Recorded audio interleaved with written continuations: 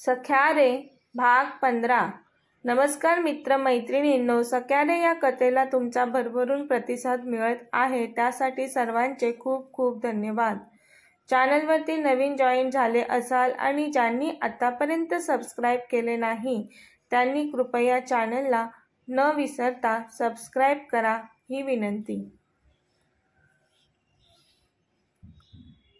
वेद अरुणला भेटायला खाली हॉलमध्ये येतो। अरुण वकिलाला घेऊन आलेला असतो। अरुणच्या सोबत मेघनाही आली होती।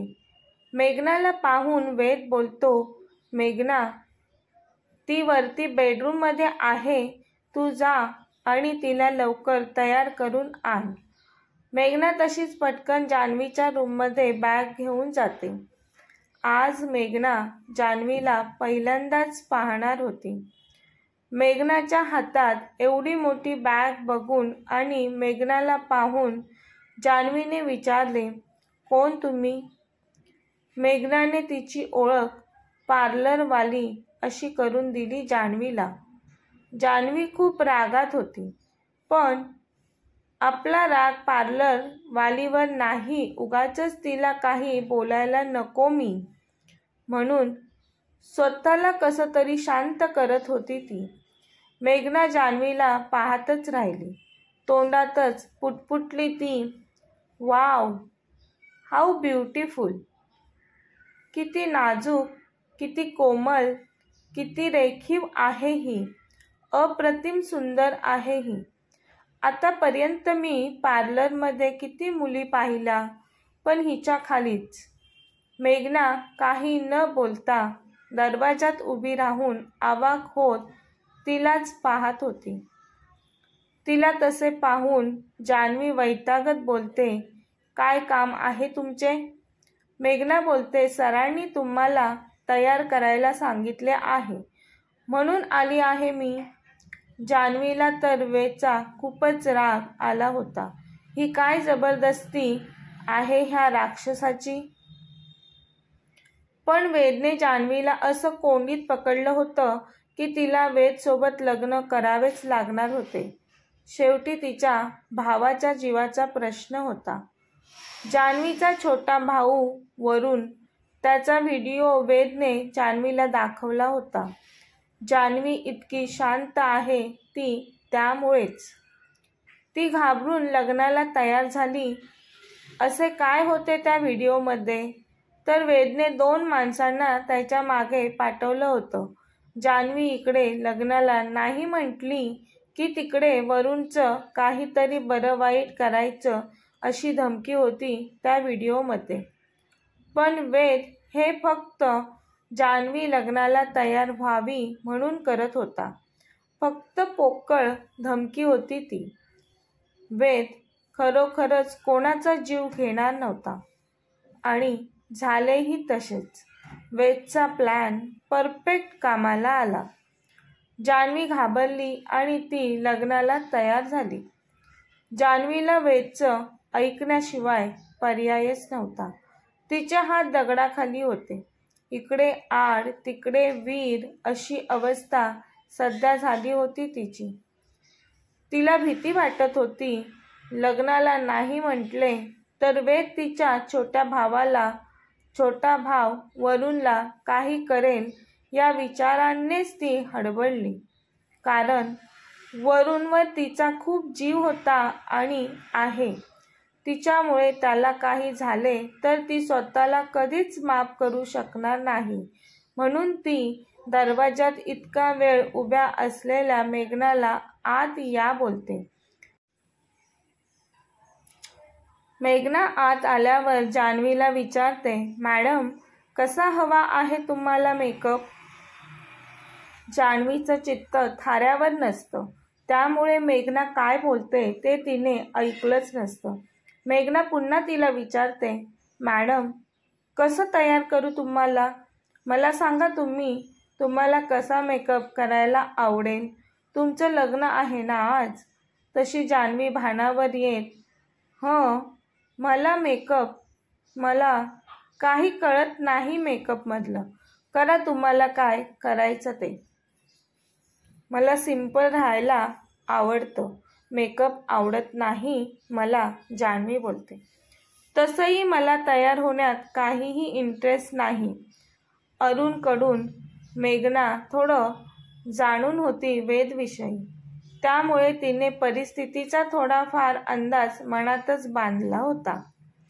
तीही परिस्थिती सांभाळून घेत काही जास्त न बोलता जान्हवीला तयार करू लागते लग्नासाठी.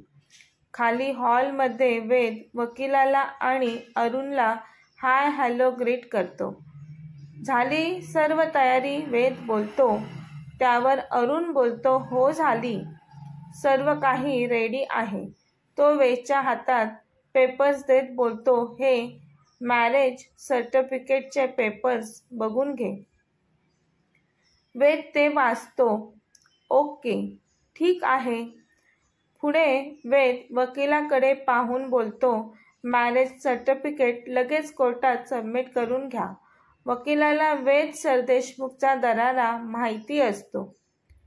तो जाणूनच तो फक्त हो मध्ये मान हलवतो आणि त्याला समजले असे दर्शवतो.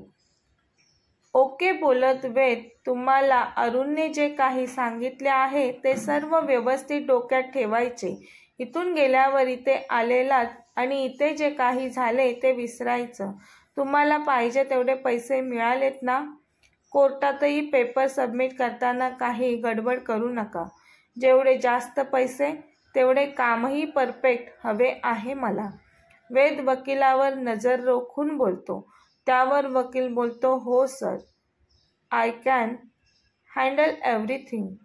You don't take tension. Good. Ved त्याच्या करारी आवाजात बोलतो. थोडा वेळ निघून जातो. हॉलमध्ये वेद, अरुण आणि वकील बसलेले असतात. काका चहा पाण्याचं बघत असतात. या सर्वात बाजी नसतो, कारण बाजीला खूप कामं सोपवलेली असतात. सर्वात महत्त्वाचे काम सागरला अद्दल घडवण्याचे असते त्याला. तेच पार पाडण्यात बिझी असतो तो. त्यामुळेच या मंगल समयी तो हजर नाही राहू शकला. हॉलमध्ये सर्वजण वधूची म्हणजेच जान्हवीची वाट पाहत बसलेले असतात. खूप वेळ होतो. वेद बसलेला असतो तो उठून इकडून तिकडून फेऱ्या मारू लागतो. वेद मनातच, इतका वेळ लागतो का तयार व्हायला कोणाला? बेडरूममध्ये जाऊन बघू का एकदा तयार होत आहे की नाही ती? नाही, नको. तसे काही असते तर मेघनाने इन्फॉर्म केलं असतं मला. वेट करतो मी आणखी थोडा वेळ तिचा. परत थोड्या वेळाने वेद वैतागत, डॅम इट यार, अजूनही मनातच बोलत असतो. काय यार, किती वेळ लावते ही तयार व्हायला? आता या वेड्या वेदला कोणीतरी जाऊन सांगा रे, मुलींना तयार व्हायला किती वेळ लागतो ते. जान्हवी तर लग्नासाठी तयार होत आहे, मग वेळ लागणारच होता ना. त्यालाही कळेलच म्हणा थोड्या दिवसांनी, आणि तेव्हा बसेल डोक्याला हात लावून कुठून दुर्बुद्धी सुचली आणि लग्न केले म्हणून तारे मोजत. तेवढ्यात वेदच्या कानावर छुम छुम असा जान्हवीच्या पैंजणांचा आवाज पडतो. आपोआपच त्याची नजर जिन्याकडे वळते आणि तो पाहतच राहतो. किती क्षण तिच्यावर त्याची नजर खिळलेली असते, पण त्याला त्याचे भान नसते. स्वर्गातील अप्सरेलाही मागे पाडेल असं रूप चमकत होतं तिचं. तिच्या सौंदर्याची भुरळ कोणालाही पडू शकते इतकी सुंदर होती ती. आता तर वधूच्या रूपात तिचं सौंदर्य आणखीनच खुलून दिसत होतं. नेहमीचंच झालंय त्याचं. तिला पाहून तो स्वतःचं भान हरपून बसतो. आताही आपल्या बाजूला आणखी कोणी आहे कसलाही विचार न करता तिलाच पाहत होता. वेद त्याच्याच तंद्रीत जिन्यावरून लाल साडीत येणाऱ्या जान्हवीकडे पाहून मनातच, किती सुंदर दिसत आहे ही जान. वेदला जान्हवीकडे एकटक पाहताना पाहून अरुण गालातच हसतो आणि वेदच्या पाठीवर प्रेमाने थाप मारत बोलतो, खूप सुंदर आहे तुझी चॉईस. तसा वेद भानावर येत चला प्रोसिजर सुरू करू म्हणतो. आता जान्हवी खाली सर्वांसमोर आली होती. वकिलाने जान्हवीची साईन घेतली. जान्हवी बिचारीने काहीही न बोलता शांत मुकाट्याने साईन केली. ती जरी काही बोलली असती किंवा साईन करायला नकार दिला असता तरी तिला माहीत होतं वेद तिची साईन घेण्यासाठी त्याची शक्कल लढवून तिला ब्लॅकमेल करू शकतो. त्यापेक्षा गपगुमान मुकाट्याने साईन केलेलीच बरी म्हणून ती बिचारी काहीही न बोलता शांततेत साईन करते. जान्हवी आता वेदला चांगलीच ओळखून होती. त्यानंतर अरुण आठवण म्हणून चला आता फोटो काढूयात म्हणून बोलतो. त्याने आता जान्हवी आणि वेदला एकमेकांच्या बाजूला जवळ उभं केलं. तसं जान्हवी वेदपासून थोडं दूर सरकते. त्यांच्यातील अंतर पाहून अर्णव बोलतो, वेद यार थोडं जवळ उभं राहा ना तिच्या. बायको झाली आहे ती तुझी आता. हात ठेव तिच्या खांद्यावर आणि आणखीन जवळ उभे राहा. वेद जान्हवीच्या खांद्यावर हात ठेवायला जातो तशी जान्हवी त्याला रागात एक लूक देते. वेद मनातच हाय हाय रागातही तू किती सुंदर दिसतेस जान. तिने त्याला रागात पाहिले म्हणून वेदने मुद्दाम तिच्या खांद्यावर हात ठेवून तिला जरा जोरातच स्वतःजवळ ओढून घेतले. काही फोटो काढल्यानंतर वेद त्याच्या करारी आवाजात बोलतो, बस झाले फोटो. बस कर अरुण. आणि तो जान्हवीपासून बाजूला होतो. त्यानंतर जान्हवी लगेचच बेडरूममध्ये कोणाशी काहीही न बोलता निघून जाते. काही वेळानंतर अर्णव, मेघना, वकीलही निघून जातात. ते गेल्यानंतर वेद बेडरूममध्ये येतो. सर्व रूमवर नजर फिरवतो. जान कुठे दिसत नाही. गॅलरीत असेल बहुतेक. तो गॅलरीच्या दिशेने जातो. जान्हवी गॅलरीत त्याच्या पाठमोरी उभी होती.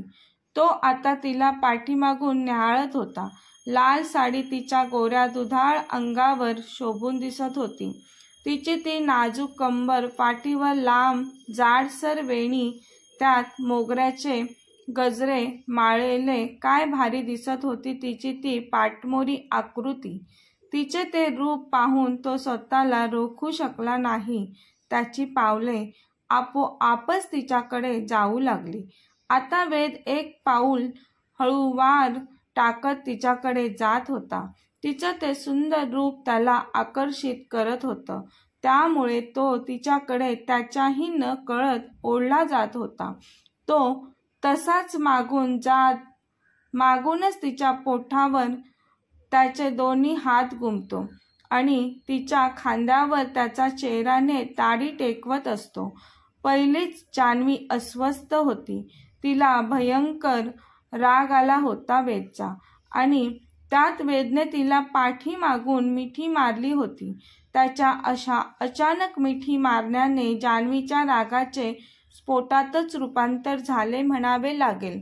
जान्हवी होता नव्हता तेवढा राग काढत वेदला जोरात धक्का देते. जान्हवी रागात इतक्या जोरात धक्का देते की बेसावध असणारा वेद जमिनीवर त्याच्या मागच्या बाजूने पडतो. How dare you stupid girl. तुझी हिंमत कशी झाली या वेद सरदेशमुखला धक्का देण्याची. तो उठतो आणि वेगाने जाऊन तिच्या सटकन कानाखाली लगावतो. जान्हवी कळवळते. तिच्या चेहऱ्याची एक बाजू जणू काही सुन्न होते. तरीही जान्हवी आगीत बोट टाकतच होती. ती बोलते, तू जबरदस्तीने मला लग्न करायला भाग पाडलेस हे कळत नाही का मला. पण मीही जान्हवी आहे. आपले जरी लग्न झाले असेल तरी मी तुला नवरा म्हणून कधीच ॲक्सेप्ट करणार नाही. माझ्या मनाविरुद्ध तू मला स्पर्शही करणार नाहीस, समजले का राक्षसा तुला? ती जसजसं बोलत होती तसा वेदचा राग वाढत होता. त्याच्या कपाळावर आठ्या पडल्या होत्या. आपोआप हाताच्या मुठी घट्ट आवळून धरला त्याने आणि शिरा ताणून रोखून तो जान्हवीला पाहत होता. वेदने परत एक सटकन तिच्या कानाखाली वाजवली. तो मोठ्याने बोलू लागला, तुला काय वाटले? माझं प्रेम आहे तुझ्यावर म्हणून मी तुझ्याशी लग्न केले आहे का? या भ्रमात असशील तर त्यातून पटकन बाहेर ये. तुझ्यासारख्या गार्बेजवर मी कधीच प्रेम करणार नाही. लायकी पहा पहिली स्वतःची. चालली वेद सरदेशमुखला ज्ञान शिकवायला. मी हे लग्न फक्त आणि फक्त तुला आणि तुझ्या बापाला त्रास देण्यासाठी केले आहे. आता वेद रागाने निघून जातो. जान्हवी नेहमीप्रमाणे रडू लागते. वेदच्या मनात जान्हवीविषयी आकर्षण आहे की प्रेम आहे, नक्की काय असेल त्याच्या मनात हे पाहूयात पुढील भागात. आजचा भाग कसा वाटला नक्की कमेंट करून कळवा. कथा आवडल्यास न विसरता सबस्क्राईब आणि लाईक करा. धन्यवाद.